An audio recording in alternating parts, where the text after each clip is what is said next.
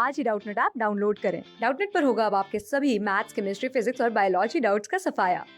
बस अपने क्वेश्चन की फोटो खींचो, उसे क्रॉप करो और तुरंत वीडियो सोल्यूशन पाओ। Download now.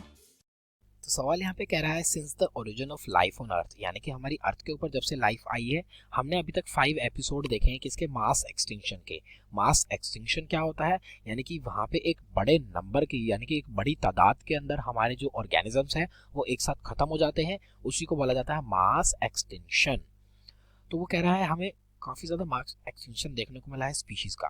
तो इसी से रिलेटेड हमारे सवाल है। सवाल ये कह रहा है, how is the six extinction presently in progress different from the previous episode, यानी कि जो पहले हमारे एक्सटिंक्शन हो चुके हैं उससे हमारा जो ये जो सिक्स्थ एक्सटिंक्शन चल रहा है या कि आने को वाला है वो आखिरकार कैसे डिफरेंट है। तो आइए देख लेते हैं। बात करूं अगर मैं सिक्स्थ एक्सटिंक्शन के बारे में, तो ये जो हमारा सिक्स्थ एक्सटिंक्शन की बात हो रही है ये हमारा ऐसे चल रहा है, यानी कि अभी आने वाले टाइम में आएगा। तो ये जो हमारा बेसिक इसका जो रिस्पॉन्सिबल होता है सिक्स्थ एक्सटिंक्शन का, वो क्या है, हमारी एंथ्रोपोजेनिक एक्टिविटीज हो रही हैं। यानी कि आपको पता ही है आजकल हमारी जो अर्थ है उसको कितना ज़्यादा नुकसान पहुंच रहा है। यानी कि ये जो सिक्स्थ एक्सटिंक्शन है ये अभी हुआ नहीं है, लेकिन हम इसके वर्ज पे हैं, यानी कि इसका होने के बहुत ही ज़्यादा चांसेस हैं जल्द ही।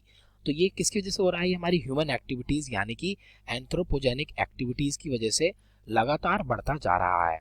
अब बात हो रही है ये डिफरेंट कैसे है, तो बता दूं आपको, जो पहले मास एक्सटिंक्शन हुए थे उनको होने में काफ़ी ज़्यादा टाइम लगा था। हाँ जी, आपको एक इमेज दिखाता हूँ। ये है हमारी एक इमेज जो हमारे पिछले 5 मास एक्सटेंशन हो चुके हैं। तो ये हमारी एक इमेज है जो दिखा रहा है। आप देख ही सकते हैं इसके अंदर काफ़ी बीच का टाइम गैप होता है हमारे दोनों के ही बीच में।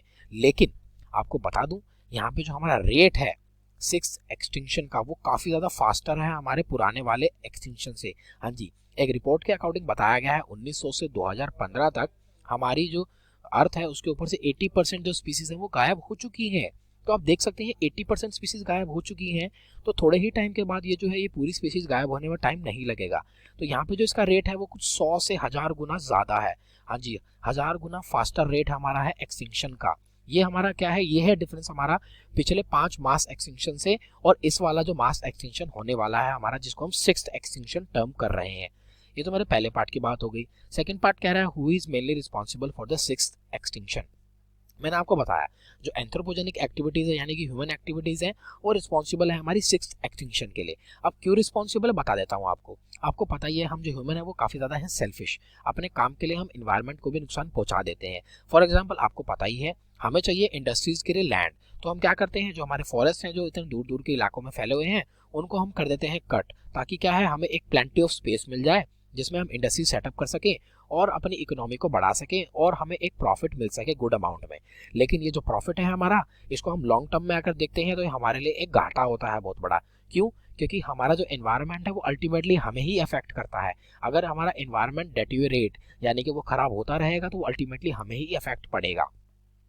तो ये होता है हमारा ह्यूमंस की एक्टिविटीज की वजह से ही सारा। बात करूँ अगर तीसरे पार्ट के बारे में, तीसरा पार्ट कह रहा है list any 4 point that can help to overcome this disaster, यानी कि इस डिजास्टर को होने से हम ऐसे कुछ पॉइंट बताने हैं जिससे हम इस डिजास्टर को रोक सकते हैं। तो बात करूँ अगर 4 पॉइंट के बारे में, पहला पॉइंट तो क्या है हमारा, हमें रोकनी पड़ेगी डिफोरेस्टेशन को। हाँ जी, हमें जो डिफोरेस्टेशन हो रही है एक लार्ज नंबर के ऊपर डिफोरेस्टेशन हो रही है, हमें उसे रोकना पड़ेगा। डिफोरेस्टेशन रोकने से क्या होगा, जो आपको पता ही है जो हमारे प्लांट्स होते हैं यानी जो हमारी वेजिटेशन होती है वो हमारे एनवायरनमेंट को स्टेबलाइज करने का बहुत बड़ा काम करती है। इसलिए अगर हम ज़्यादा से ज़्यादा पेड़ों को उगाएंगे और हमारे जो पेड़ पहले से ही मौजूद है उनको कम मात्रा में काटेंगे तो हमारा जो एनवायरनमेंट है वो हरा भरा रहेगा और वो रहेगा एकदम खुश। तो हम भी खुश है तो एनवायरनमेंट भी खुश रहेगा, और एनवायरनमेंट अगर खुश है तो अल्टीमेटली हम भी खुश ही रहेंगे। इसलिए हमें सबसे पहले तो डिफोरेस्टेशन रोकनी पड़ेगी, हमें अपनी वेजिटेशन का नंबर बढ़ाना पड़ेगा। दूसरा पॉइंट जो हमारा मेन है वो है एक्सटिंक्शन ऑफ स्पीसीज। तो हमें क्या करना पड़ेगा, हमें कंजर्व करनी पड़ेंगी अपनी स्पीशीज को। जैसे कि मैंने बताया आपको, हमारी 1900 से 2015 तक ही हमारी 80% स्पीशीज एक्सटेंट हो चुकी हैं। तो हमें जो अपनी स्पीशीज है उनको कंजर्व करना पड़ेगा। अगर हम अपनी स्पीशीज को कंजर्व नहीं करेंगे तो एक एक करके हमारी सारी स्पीशीज एक्सटिंक्ट हो जाएंगी और फिर हम उनको वापस नहीं ला पाएंगे। इसलिए जो हमारी स्पीशीज हैं जो हमारी वर्ज पे हैं, बिल्कुल ही पॉइंट पे हैं खत्म होने के, उनको हमें सेव करना पड़ेगा जल्द ही जल्द। साथ ही साथ हमें देखना पड़ेगा, रोकना पड़ेगा ओवर एक्सप्लॉइटिंग को। हाँ जी, जो हमारा ओवर एक्सप्लॉइटेशन है उसको हमें स्टॉप करना पड़ेगा। ओवर एक्सप्लॉइटेशन क्या है आपको पता ही है। आपको पता है एनवायरनमेंट के लिए जितनी भी आपकी नीड है उसके लिए जगह है, लेकिन आपकी ग्रीड के लिए नहीं है जगह बिल्कुल भी। तो हमें क्या है, जितनी हमारी नीड होती है उसी के अकॉर्डिंग हमें चीज़ों की डिमांड करनी चाहिए, लेकिन हमें उससे ज़्यादा नहीं करनी चाहिए। तो ये तो मेरी बात होगी एक्सप्लॉयटेशन की। जैसे कि अगर हमें ज़रूरत है एक लकड़ी की, लेकिन हम पेड़ में से 4 लकड़ी तोड़ लेते हैं, क्यों? क्योंकि हमें अच्छा लग रहा है, वो 4 लकड़ी हम अपने स्टॉक में रखेंगे, तो उसका कुछ फ़ायदा नहीं है। कम से कम हमें उन्हें वो जुडिशियल यूज़ हमें उसका देखना चाहिए। तो ये तो मैंने आपको एक एग्जाम्पल ही बताया था कि हमें ओवर एक्सप्लॉयटेशन नहीं करनी चाहिए किसी भी चीज़ की, जुडिशियल यूज़ करना चाहिए। बात करूँ अगर एक और प्रिवेंटिव मेजर के बारे में, तो ये होता है हमारे प्रिवेंट करना पड़ेगा हमें को एक्सटिंक्शन को। अब को एक्सटिंक्शन क्या होता है, यानी कि एक स्पीशीज अगर हमारी एक्सटिंक्ट हो गई है तो आपको पता ही है उससे जो डिपेंडेंट स्पीशीज है वो भी एक्सटिंक्ट होने के चांसेस ज़्यादा होते हैं।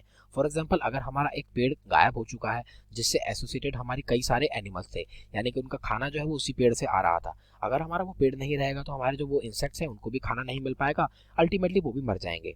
इसी को बोला जा रहा है को एक्सटिंक्शन। तो हमें अपनी जो को एक्सटिंक्शन है, साथ ही साथ एक्सटिंक्शन जो है उसको भी रोकना ही है, ताकि जो हमारी स्पीसीज का कंजर्वेशन है वो बढ़ सके, और जो हमारा 6th एक्सटिंक्शन जो हमारा आने को हो रहा है उसका हम रेट स्लो कर सकते हैं।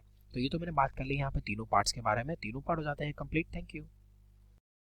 क्लास 6 से 12 से लेके नीट, IIT, जेई मेंस और एडवांस के लेवल तक 10 मिलियन से ज्यादा स्टूडेंट्स का भरोसा। आज ही डाउनलोड करें डाउटनेट ऐप या व्हाट्सएप कीजिए अपने डाउट्स 8400 400 400 पर।